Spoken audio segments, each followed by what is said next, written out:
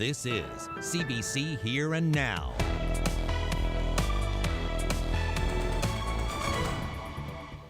Now, I guess you'd all know that anytime you get four premiers coming together in one room, it will be a good announcement. A 15-year boost. Vale goes underground with plans for a new mine at Boise's Bay. Winning the lottery couldn't be as good. We were ecstatic. We had a group on the other side of the road, and all you could hear was cheering, and all you could see was tears. Lost in the woods for 4 long days. A worried family gets the news they've been hoping for. We have unseasonably cool temperatures mixed with drizzle and rain in store this week. All of your weather details coming up. Good evening, I'm Debbie Cooper. And I'm Jeremy Eaton. Well, it's another boost for the province's position in the global mining sector. After months of uncertainty, it's official. Boise's Bay will expand to include an underground mine. That's a $2 billion investment by Vale. It was announced this morning in St. John's, and as Terry Roberts reports, some prominent names from the political past were there.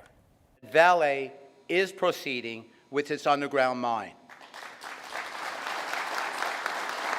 Some very positive news for the province, the mining industry, and for the company doing the project. This project has a really good return, so it's a no-brainer. And the timing was no accident, coming 16 years to the day since a deal was struck to mine the world-class deposits of nickel, copper, and cobalt at Boise's Bay in northern Labrador, and build a new nickel processing plant in Placentia Bay. The surface mine opened in 2005, about $15 billion in minerals extracted so far, but it's expected to be exhausted in 4 or 5 years, and the decision to go underground was a natural evolution, says Vale. Ready to start hiring, ready to begin construction, and ready to fulfill a long-standing commitment to this project. But it wasn't all smooth sailing. A painful downturn in commodity prices forced the company to rethink the project last year, but prices have rebounded. And the timing is right once again, and the benefits, they're big. Extending the life of the mine by at least 15 years, 1,700 jobs at the mine and at Vale's nickel processing plant in Long Harbour. 5 years of construction, peaking at 4,800 person-years of employment in 2020. $1 billion annually in economic activity. Proof that the economy is fueled by more than just oil. And when you get 4 current and former Liberal premiers in one room, you know it's something big. The man who signed the original deal on behalf of the province speaking in glowing terms. We found a way to move forward 16 years ago, and it's paying big dividends here again today. And Labrador's Indigenous leaders, they're also happy. About half the workforce at Boise's Bay is Indigenous. The expansion is certainly going to help Labrador Inuit But the Innu Nation believes there's room for improvement. I would like to see more Innu people, especially the tradespeople, hired in that project. And the construction industry is breathing a sigh of relief. There's a lot of construction workers unemployed, and of course construction workers make good money, they spend good money. Vale is the latest global giant to expand its footprint in the province, joining companies like Husky, Rio Tinto, and ExxonMobil. This is a province that's open for business, and people are showing up. Some encouraging news for a province that sure could use it. Terry Roberts, CBC News, St. John's. To the West Coast now, where some property owners near Deer Lake are looking at the possibility of big losses. They have cabins at Bottomless Pond, but as Colleen Connors reports tonight, those cabins are all but underwater. A cabin completely underwater. This is the scene at Bottomless Pond, just north of Deer Lake, south of Bon Bay. 5 cabins underwater, just like this one. All but the red roof is submerged. Devastated. Yeah. To say the least. Today is Una's first look at the mess. Roads leading to their cabin are under this water. But from up above, she can look across the pond that's doubled in size and see her flooded property. So Mom and I had plans to come here this year to spend a year or two. Kind of our, I don't know what you call it, retirement home. There you go. And I was ready, totally ready. And all of these plans are just dashed. They only started to build their retirement home 5 years ago. My estimate right now, I'd say is about 50,000 gone into it. At least that. Plus all of the belongings that you can't get back. I got my granddaughter's quad up under the cabin, and all my power tools are up there. So I get 3,000 lumber floating around the pond somewhere. And their insurance doesn't cover flooding. The Hoyles think the water is 4 meters higher than it should be this time of year. January's warm temperatures and heavy rain washed out roads along this hillside, pushing sand, rock, and silt into the pond so it can't drain naturally. The province's Environment Department sent CBC a statement saying the water level is expected to recede with time. We've been here on this pond for 5 years and it has never been this way. So I don't know how they could tell that without knowing where the water is going to go. The couple want the government to assess the high water levels and assist with proper drainage and repairs. In the past few days, the water has stopped rising, but it hasn't receded at all. Colleen Connors, CBC News, Bottomless Pond. So let's bring in Carolyn now for our first look at the weather. Terrible, terrible news for those cabin owners, but in our neck of the woods, at least here yesterday, gorgeous. Lots of us out enjoying the sun. It was gorgeous. I was out in the garden all day long. Just loved it. And it's a good thing that whoever got out to enjoy the weather yesterday did, because this week, not looking so good. Not looking so good. Some unseasonably cool temperatures. Let's start with having a look at the picture right now. We do have a system that's heading towards western Labrador tonight, bringing some showers there. And we have a frost advisory in place for the entire western half of the island, from St. Anthony right down to Port aux Basques and Grand Falls, Windsor. If you have frost-sensitive plants, you'll want to protect them overnight tonight, just in case. So here are those showers that are heading towards Labrador overnight tonight. About 2 to 4 millimeters of rain expected with the system tonight, but it will continue throughout the day tomorrow and head towards the island as well. So we're in for a bit of a drizzly day for much of the island tomorrow here in the east, and some cooler temperatures. And as we get into Wednesday, you can see that the rain intensifies. So yeah, the next few days not going to be too great. I'll have some details a bit later. The province has reached an agreement with ExxonMobil to end a dispute on benefits for the Hebron oil project. Now, the two sides are at odds over how a contract was awarded. Now, this is related to the mating of Hebron's topsides and gravity-based structure. But the province is releasing few details of how the dispute was resolved. Instead, it's steering those requests to the formal access to information process. And the Hebron partners say those details are confidential. Union members are protesting at the site of the future long-term care facility in Corner Brook today. More than 24 tradespeople met at the entrance to the construction site. The Iron Workers Union is accusing the contractor of hiring workers from outside the province instead of its members. According to the union, local qualified workers were bypassed in favor of the PEI subcontractor chosen to do the steel work. Today's demonstration was peaceful, but the protesters did prevent a large crane from getting through to begin work. The union says members are planning to stay there until local workers are hired. We have the skilled labor here. We have skilled, competent iron workers here. We have all their safety training, certifications, and everything's in place. So there's really no need to bring somebody in when you already have people, you know.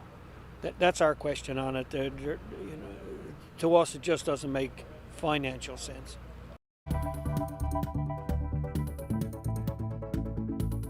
Learned a lot about myself, what you can push your body through. When I got home last year, I was like, man, I gotta do something like that again. I just totally addicted to it now. It's like swimming the Tickle, hopping on your bike and riding to Clarenville, and then turning around and running to Terra Nova. Coming up, meet an Ironman addict who's taking triathlons to the extreme. Well, it was an intense, anxious time, but this missing person story has a very happy ending. 34-year-old Jeffery Crocker walked out of the woods in the Goulds early this morning. He'd been missing since last Friday.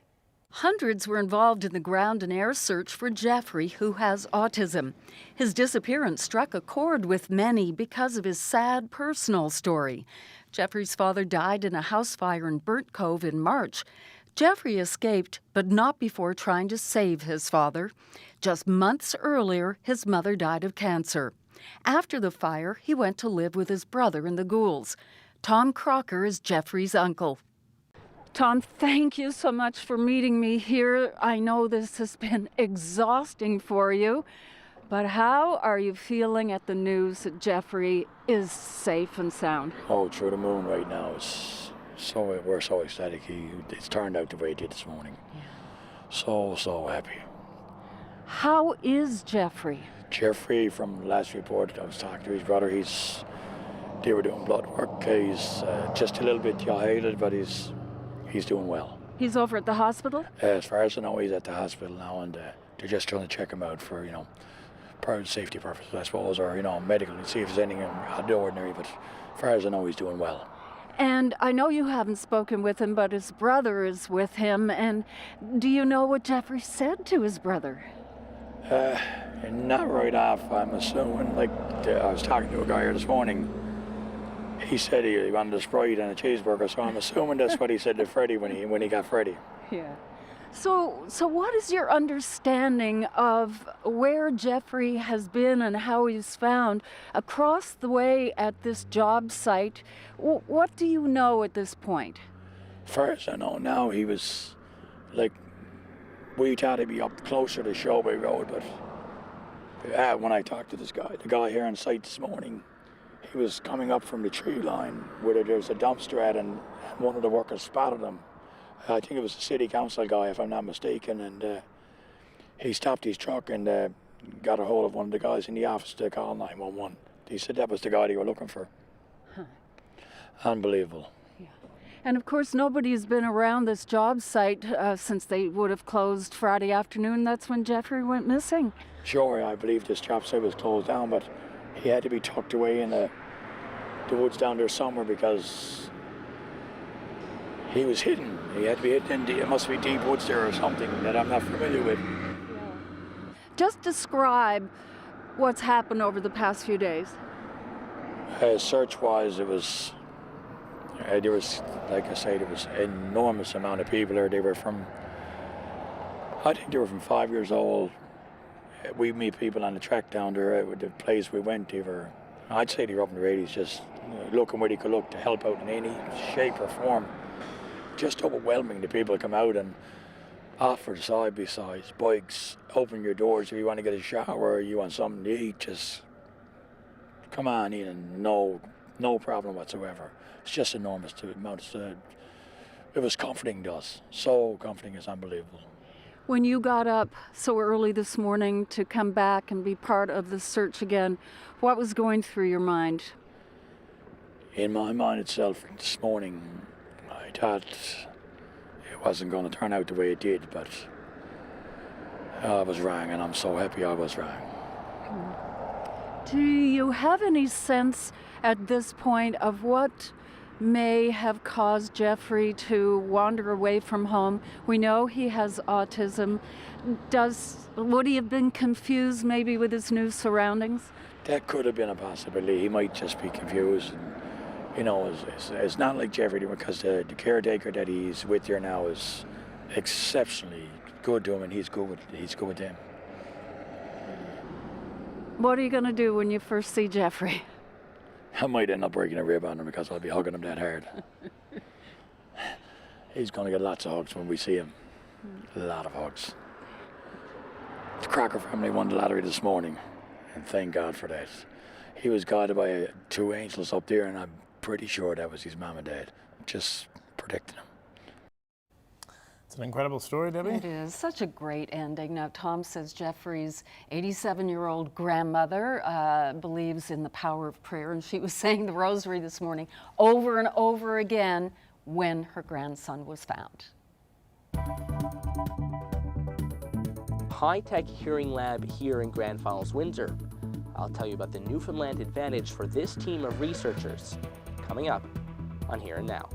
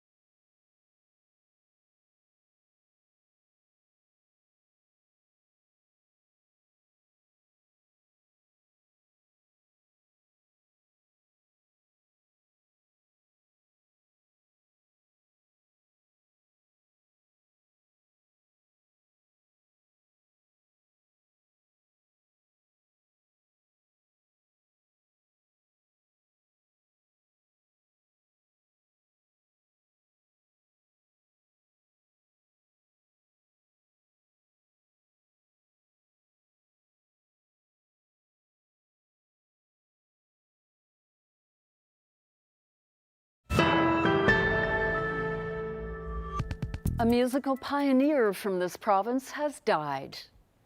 And on the throne there, we've got the man who keeps us all in time, Rocky Wiseman.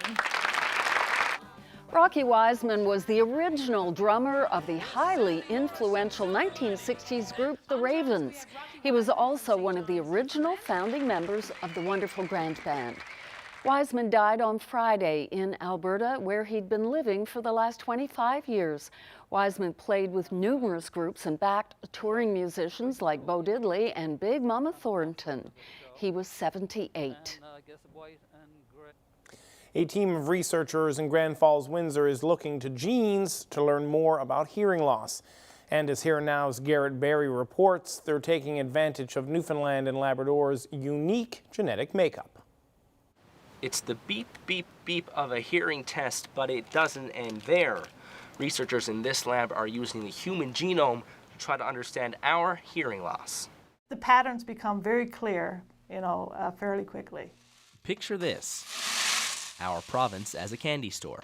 If you took the whole world's population as a big jar of jelly beans, all different colors, and then if just a few of those jelly beans cross the Atlantic Ocean and establish a Newfoundland population, that's essentially what happened. You might have lots of blues, lots of reds, and lots of yellows, but you have no pinks.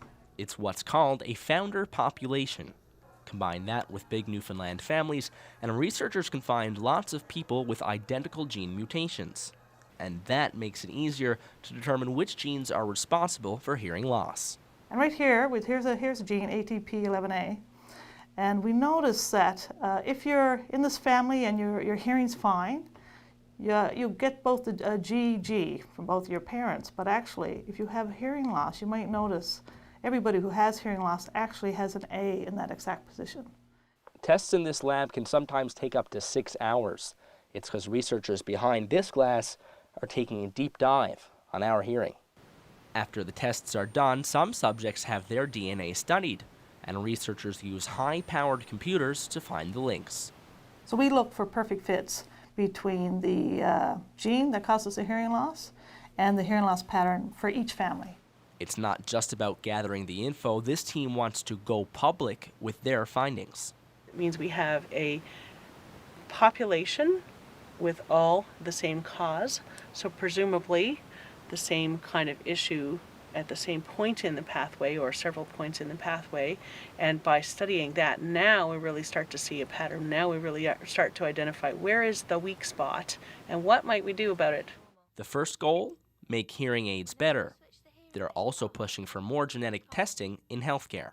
So the blood test would be a shortcut that would say, okay, if you'd like to know, there's an option to know which of your children are truly at risk and which children are no more at risk than any of the rest of us in the population. It's about proving their concept works. Researchers say they also have ideas for what to study next. Garrett Berry, CBC News, Grand Falls, Windsor.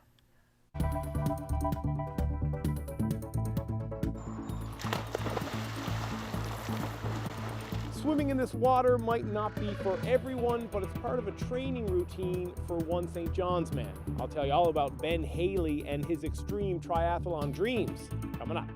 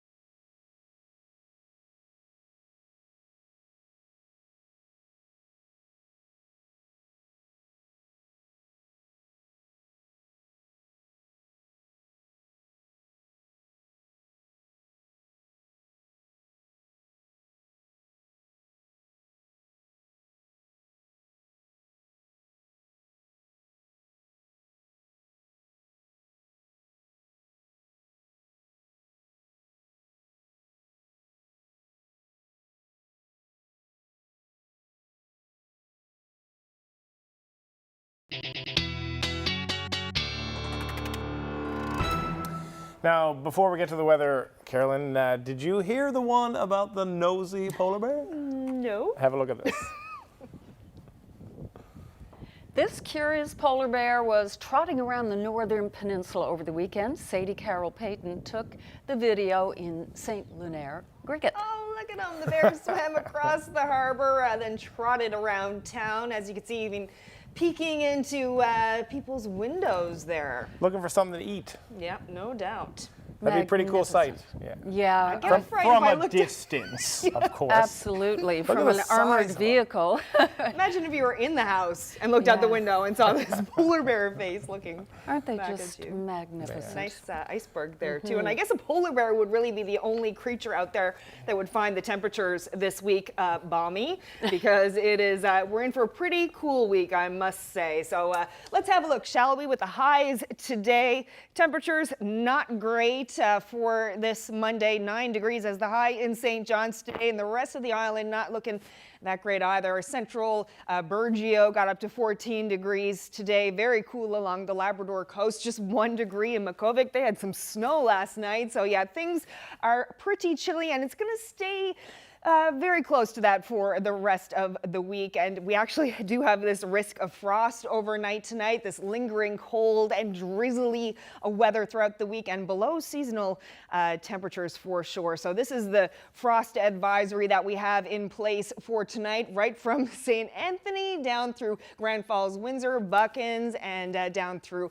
Port aux Basques, Burgeo area. So if you're in these areas, you'll want to take care of your frost sensitive plants. We are definitely not out of the woods yet when it comes to frost. A few more weeks to go for all of the gardeners out there for sure. So overnight tonight, we do have some showers moving into western Labrador, about 2 to 4 millimeters of rain for Lab City, and clear skies for the western portion of the island, which is why there is that risk of frost there. But some drizzly weather, a little bit of drizzle possible for eastern and central parts of the island overnight tonight. And look how cool these temperatures are overnight. We're hovering right around the freezing mark pretty much for everybody. Cartwright there, -1. Could get that drizzle and flurry action overnight tonight. As we move into tomorrow morning, the showers in Labrador will continue to move across towards the island. You can see all of these drizzly patches here in the east. So we are looking at a little bit of wet weather for Labrador, about 5 to 10 millimeters of rain there for western Labrador tomorrow. And you can see this area here. It's going to be pretty drizzly, this bit of patchy showers in the afternoon for portions of eastern Newfoundland, but nicer along the coast there with a mix of sun and cloud. Temperatures getting up to about 14 degrees as the high for Grand Falls, Windsor, Humber Valley throughout the day tomorrow. But yes, we do have those showers there for western Labrador and Happy Valley, Goose Bay. As I said, about 5 to 10 millimeters of rain. Nice and clear along the coast, but once again, temperatures are staying fairly cool. So as we continue on for Wednesday, we do have some heavier rain. You can see the system intensifying here. You can see the flurry action there in Labrador and southeastern Labrador there, even along the northern peninsula. So we do have some wet weather on the way for Wednesday. Things are not really looking up that much. I'll have all of those details later. Jeremy? Thanks, Carolyn. So it's the same as swimming from Bell Island to St. John's, then hopping on your bike and riding to Clarenville, then turning around and running to Terra Nova. So it's similar distance to an Ironman triathlon, but it's done in extreme conditions. So this week, Ben Haley is heading to Scotland for his first of 3 extreme triathlons.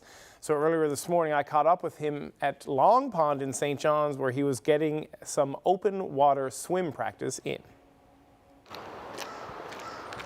3.8 kilometer swim, 180 kilometer bike ride, and then after that you run a marathon, which is 42.2 kilometers. The thing that makes it extreme is that the weather conditions, for one, the water temperature, it's usually very cold. The distances can sometimes vary, so the one I have coming up this weekend coming actually is a 200 kilometer bike as opposed to 180. And you had to have a support crew with you to do these events. So in a normal Ironman event, you don't have to have a support crew. But in order to do the run portion of this race, you have to have someone with you because it's in the mountain ranges in northern Scotland. I've just always liked to challenge my mind and my body, and you know, last year I did Alaska Man, and it was one of the coolest, craziest experiences of my life. Learned a lot about myself, what you can push your body through, and when I got home last year, I was like, man, I got to do something like that again. I just totally addicted to it now. Each race, they take about 250 to 300 athletes, so you have to apply online. So I applied in October, and then you find out your result if you got in November. So there's a couple of big ones, which are Swissman, Norseman, and Keltman. So Switzerland, Norway, and Scotland? Exactly, yeah. So Keltman, I wanted to do at least one of those big ones. And when the results came back, I actually hadn't gotten picked for any of them. So there was two other ones one called Sweden, one called Canada Man, and I got into those two. They're still pretty big events, and then those are the ones I signed up for. And I was like, okay, I'm set. I got 2 extreme tries. And then about 2 weeks later, I got an email from the Keltman crew, and they said, a few people from the first round dropped out. You've been accepted into the second round. I was like, oh my God. I was like, okay, so now I cannot turn this down because it's such a big race. It's something that is one of the ones that I really wanted to do. So I emailed them back and said, yeah, I'll take the spot. So now here I am training for three X tries this year. The training can get pretty crazy throughout the whole program. I'd say my biggest week has been around 21 to 22 hours. And a lot of that is your bike ride, right? Like that takes up a big chunk of time. So like on my weekends, you know, Saturday and Sunday, I'll often do, like one weekend I did a 7-hour ride, and then Sunday, I did a 7-hour ride on Saturday, and then on a Sunday I would do like a 4-hour. So that's just, you know, you're punching out 11 hours right there in 2 days. So, and then your swims probably 3 to 4 times a week. And then runs, I try to get in 3 a week. I was out here on Friday night actually, and it's extremely cold. But you know, you gotta climatize the body. I'm used to it because I did the Alaska Man race last year, so I was in the water pretty early last year as well, just kind of getting my body ready for the cold. The Alaska Man swim was super cold, so I think Keltman's going to be similar. It's up in northern Scotland, so you're looking at about 10 to 12 degree water for the actual race. That's so cool. Well, bad news for hikers. Construction continues at the North Head Trail on Signal Hill. The trail will remain closed until at least late next month. Parks Canada says that work is taking longer than expected due to unforeseen issues with some bridge parts on the trail. People can still use the upper section from the Cabot Tower parking lot, but access to and from the lower battery is closed, and it is not safe for people to use closed sections of the trail. Cashless parking begins today in one section of downtown St. John's. 136 parking spaces on Harbour Drive will now only accept payment using a smartphone. So that means putting cash or credit card or your parking card into the meter is no longer an option. Instead, users have to get the Pay by Phone app for their phones. Now, the one-year pilot project is a result of severe vandalism to many of the city's parking meters.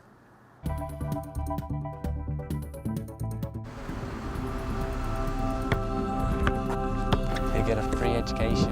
You get everything paid for you. Next year we'll see him at the 2. English? Yeah, how about it? How do you like English? Things don't always go as planned, and I didn't expect this to happen. When you're in Europe, you're like a rock star.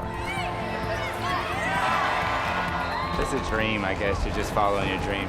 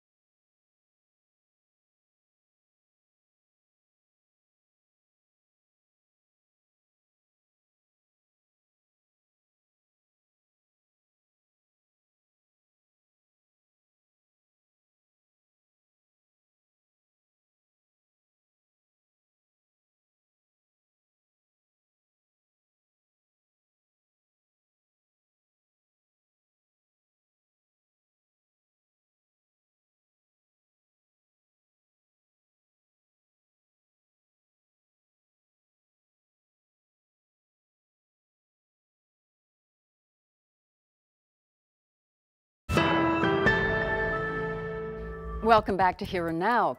U.S. President Donald Trump has been slinging barbs for days. He's called Canada difficult and very spoiled.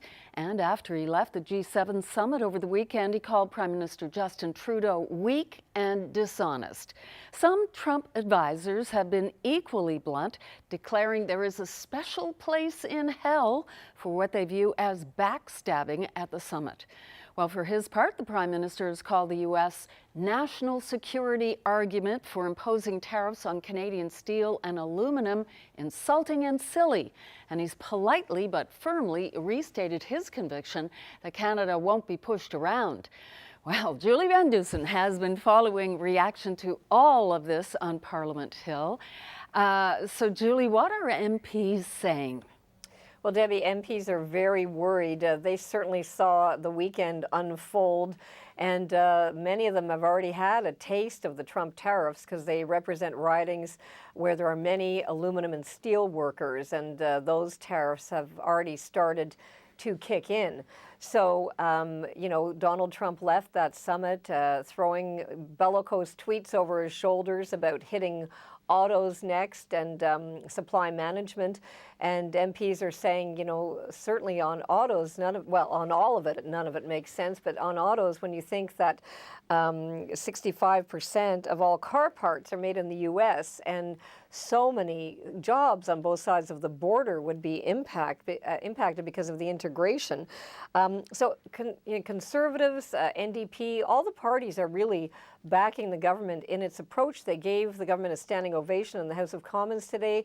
They passed a unanimous motion condemning the tariffs and supporting the Trudeau government. So take a listen to some of the MPs I spoke to on Parliament Hill.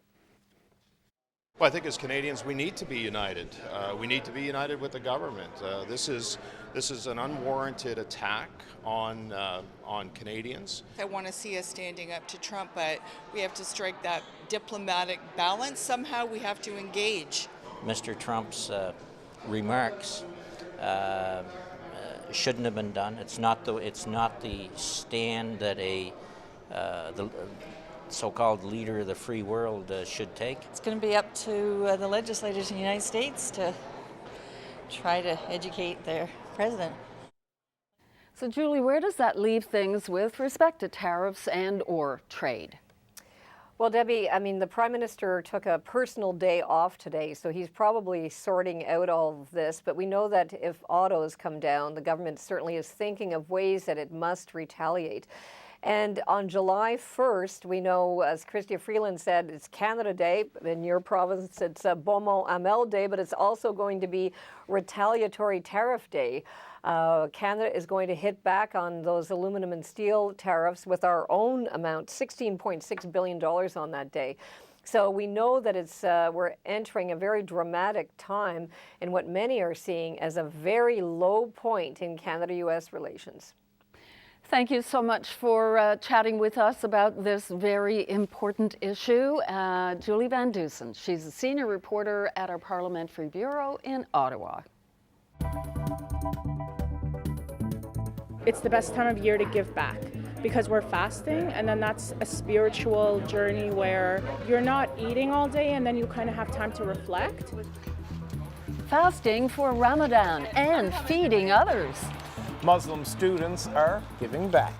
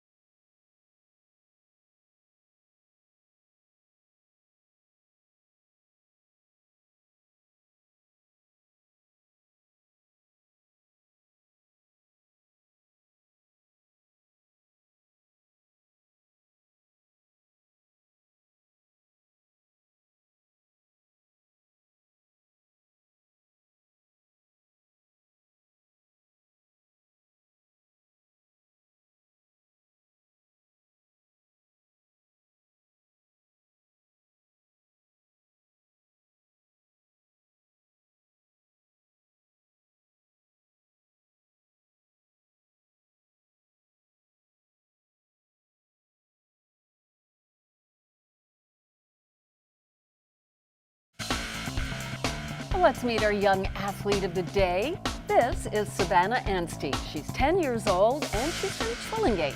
Savannah is a figure skater with the Island Blades Figure Skating Club. She has been on the ice since the age of 5. She brought home gold in the Snowflake Skate and silver in the Star Provincials. Congratulations, Savannah, on being today's Young Athlete of the Day. But starting tonight, we're going to shine the spotlight on 2 young athletes of the day. Meet Mason Sharon, just 5 years old, from Botwood. Mason is a new hockey player with the Botwood Blades initiation. Mason has been playing with the Botwood Blades since February, and he even scored his very first goal in his very first game. Oh, way to go, Mason. Congratulations on being today's Young Athlete of the Day.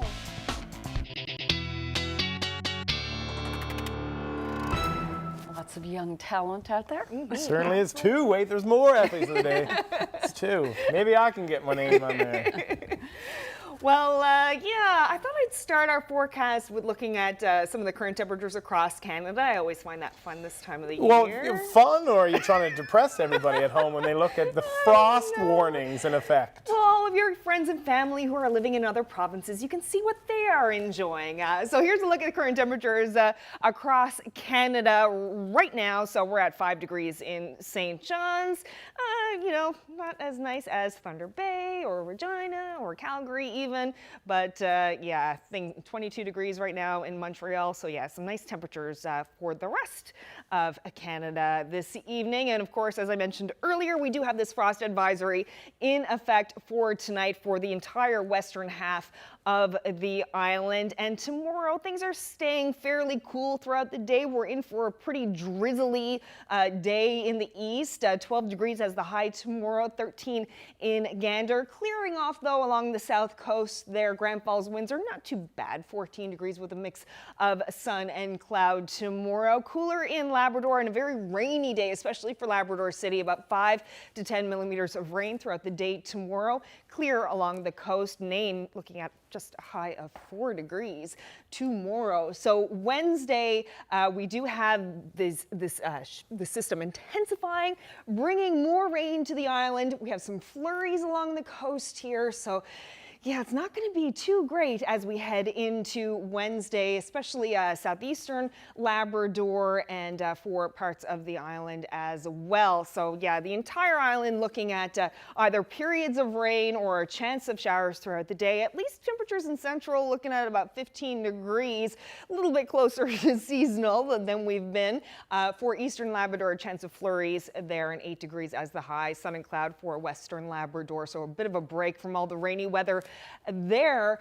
But Wednesday into Thursday, things clear off for a while, but you do see that there's this system that's going to be hitting the island later in the day on Thursday, so we get a bit of a break in the overnight hours and for early Thursday, but then we do have that chance of showers for the island on Thursday afternoon. And temperatures, you can see, still very much on the cool side, just 7 degrees, expecting the high there for St. John's and eastern Newfoundland, 9 degrees for central Labrador, getting a bit of a break there. Actually, eastern Labrador not looking too bad, 16 degrees with a mix of sun and cloud there, so I would take that right now. For sure. You can see the picture, a 7-day outlook, not looking wonderful as we get into Friday. We're still looking at some of that drizzly weather, still those cool temperatures just barely breaking the double digits. On Saturday, it starts to clear off a little bit, still a chance of showers there. Sunday, once again, looking at the better days so far of the weekend. And then as we head into Monday, we're getting to temperatures that are closer to seasonable, at least 16 degrees there. You can see the normal for St. John's is 16 degrees. So we're finally getting to that mark as we start the work week next week. For Labrador, temperatures staying very cool. Could get that mix of snow and rain on Friday and some showers for western Labrador. Weekend not looking so great on Saturday, but Sunday not too bad, at least if you're in Happy Valley, Goose Bay, 17 degrees there. So that's closer to seasonable as well, but more showers moving in as we move into Monday. Thanks, Carolyn. A group of Muslim students who are fasting for Ramadan were busy feeding others today. Partnering with an organization called Feed the Homies, the group raised almost $2,000 to buy food for more than 300 people at the gathering place in St. John's.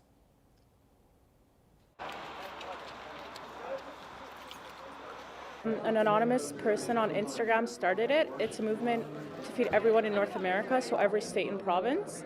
And we saw Newfoundland, no one had taken it, so we claimed it.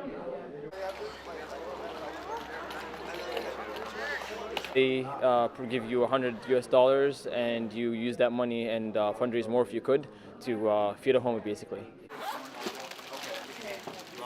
Well, actually, it was effortless. We put a donation box in our mosque, which is our religious center, and then people just donated willingly.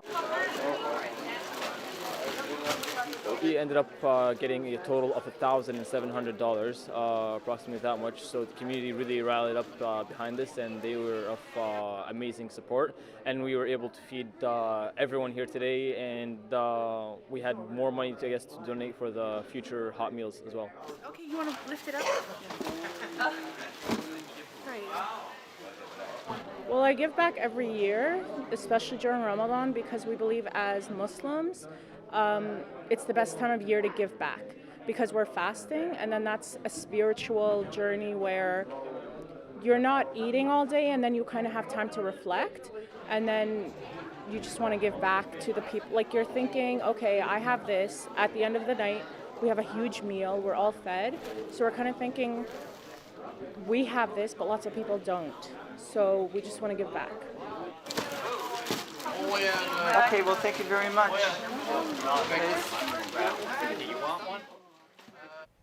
In national and international news tonight, officials in Hawaii are warning drivers on the Big Island to stay off the roads.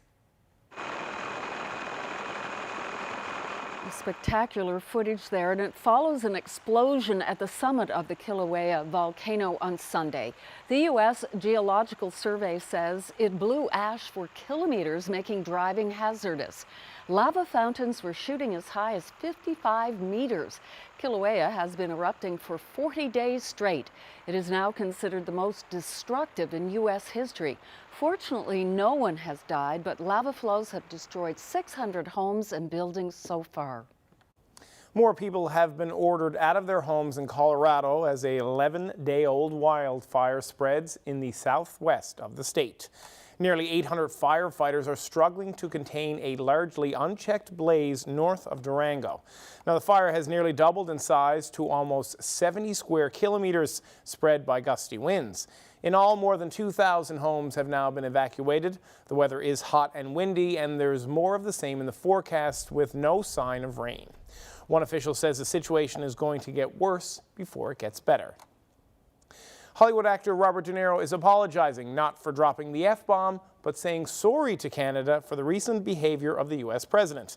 The actor is in Toronto on business. Now, he was referring to Trump's criticism of Prime Minister Justin Trudeau in the wake of the G7 summit. I just want to make a note of apology for the idiotic behavior of my president.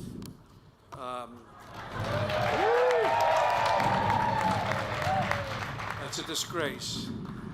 And I apologize to Justin Trudeau, and the other people at the G7. It's disgusting. Great to be here. De Niro's comments come just hours after the actor denounced Trump at a theater awards show in New York and got a standing ovation. In the meantime, U.S. officials are striking an optimistic tone ahead of the summit between Donald Trump and Kim Jong-un. The U.S. Secretary of State says he expects the meeting will set the stage for the full denuclearization of the Korean Peninsula. The complete, verifiable, and irreversible denuclearization of the Korea Peninsula is the only outcome that the United States will accept. Sanctions will remain until North Korea completely and verifiably eliminates its weapons of mass destruction programs.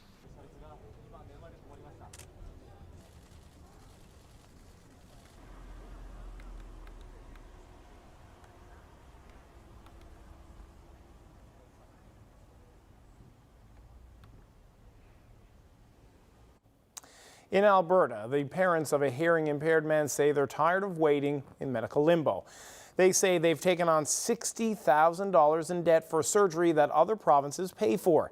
The CBC's Rosa Marcatelli has more in this Go Public investigation. Maybe you hear already now. Do you hear us? Hello? Hello? Yes? This moment was years in the making and cost more than $60,000. That's Peter Pollock hearing clearly for the first time after getting a bone conduction implant that's changed his life.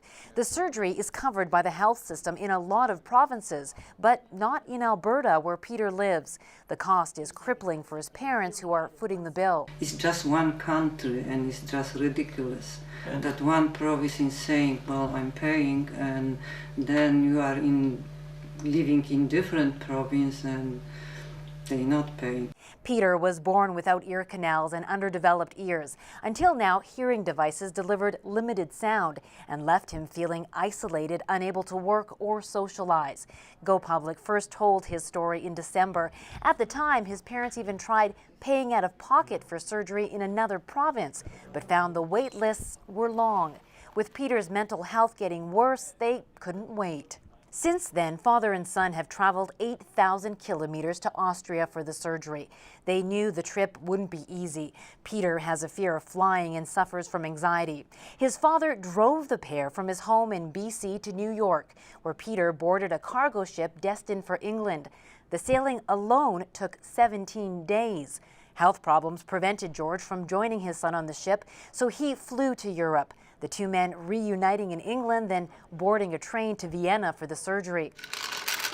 The federal government is considering a national prescription drug program that would level the playing field for Canadians when it comes to medication. But that plan doesn't include medical devices. Canada is not a level playing field in terms of what kind of treatment people get. His parents are working on the heavy debt, but say it was the right thing to do for their son. That moment where he could hear clearly for the first time, what did you feel as his dad? I was quite emotional, yes, because I planned this. It must be like this. But, you know, to see and participate in this, that's different stories. With the successful operation behind them and more medical costs ahead, the Pollocks made one last attempt to get the Alberta government to help them pay for the surgery, but they were refused. Rosa Marcatelli, CBC News, Calgary. Here's today's viewer photo of the day. I never get sick of looking at pictures of icebergs. So many beautiful ones. Not hard to guess where this one was taken, considering where most of the icebergs are. In the Atlantic Ocean. Good one, Jeremy. Correct. Thank you very much. Collect my prize on the way out. We'll tell you where this was taken after the break.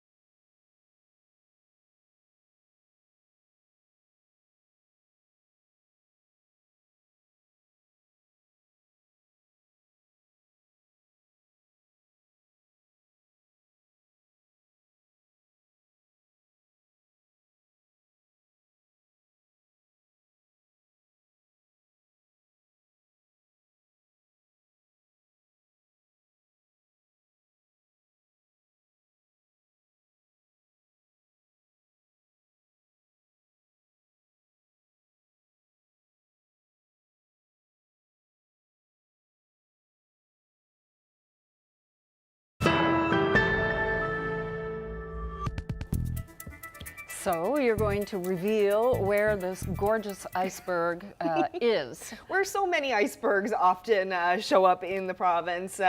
Yes, this one was found in beautiful Bona Vista. So that they are coming down, Yeah. making their way southward. It looks huge. It looks like a big one, doesn't it? Yeah, it's pretty Eric massive. Abbott posted this one, so thank you very much, Eric, for sending that one in. Just a lovely iceberg. Well, it's a beautiful shot. Nice color of the sky. Like, I guess it must be around dusk. It was sunset, he said. Yeah, it was beautiful. And the one in Upper Amherst Cove, That's split which apart. was spectacular, that one is broken apart now. So I guess there's still lots Lots to of pictures see. online of that, but as Yeah. we all say, you never get tired looking at that. No, they're gorgeous. So yeah, please keep sending in your photos for sure. We'll take everything we can get. I know that, of course, the tourists never tire of that, neither do we, but I did hear a report over the weekend that some tourists on the northern peninsula saw more than icebergs. They saw the polar bear. They did see the polar bear, yep. Yeah. So it came ashore looking for something to eat, was seen trying to get into, I guess it was looking in at a few windows, trying to get in to have something to eat, I guess. I don't know. I don't know. I can't get inside the head of a polar bear. I tried, but I can't do it. So we were just discussing off air, we'll probably have an answer for you tomorrow, that we want to tell you where you can send your viewer picture of the day now that Ryan's not here. Who's This Ryan? is first show without Ryan. Well, it's so not his show. It's the first show. This is the first show without Ryan, so he's making the transition this week to start, I believe, next week in Halifax. Monday. So, yeah, I mean, you can send photos into, at CBC NL on Twitter and CBC's Facebook page, CBC NL. So we'll be looking for pictures there. Okay. Just keep them coming. Yeah. Even if you send them to Ryan, we'll find them. Yeah, we'll find them. Thanks for being with us. See you tomorrow. Good night.